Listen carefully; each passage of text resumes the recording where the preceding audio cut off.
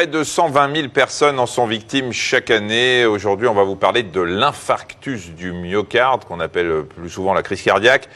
Et devant les premiers symptômes, l'appel au SAMU est souvent trop tardif. Parmi les victimes, 7% décèdent avant même leur arrivée à l'hôpital.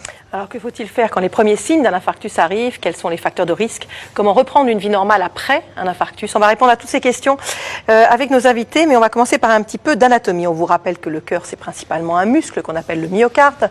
Son rôle, c'est de se contracter pour propulser le sang dans tout l'organisme. Et comme vous le voyez, il est partagé, comme vous allez le voir, il est partagé en deux parties. Voilà, en deux parties indépendantes, chacune possède deux cavités, une oreillette et un ventricule. Alors le sang veineux, vous le voyez, arrive dans l'oreillette droite, va passer dans le ventricule droit avant d'être envoyé vers les poumons où il va se charger en oxygène.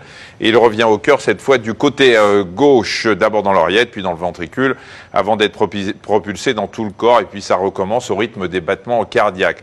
Mais pour se contracter, eh bien, le myocarde a besoin d'énergie. Autrement dit, d'un apport constant en oxygène et en nutriments, et le sang qui afflue dans ces cavités ne suffit pas à couvrir ses besoins. Il lui faut un apport propre. C'est le rôle de ces artères, de ces vaisseaux sanguins là qu'on appelle des artères coronaires. Vous voyez ça sur une coronarographie. C'est un examen avec injection d'un produit qui permet de voir ces artères au niveau du muscle cardiaque. Vous voyez tout ce qui est schématisé ici. Ce sont ces artères qui naissent de l'aorte et qui vont se ramifier pour former des plus petits vaisseaux qui vont s'insinuer dans le muscle pour nourrir chaque partie de ce muscle.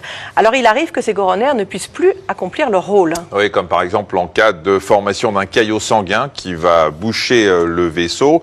Cette obstruction fait que vous voyez tous les petits globules qui vont former finalement un caillot avec des plaquettes, avec d'autres éléments sanguins. Et puis il peut y avoir aussi le mauvais cholestérol qui va former des plaques, c'est ces petites boules jaunes et bleues que vous voyez.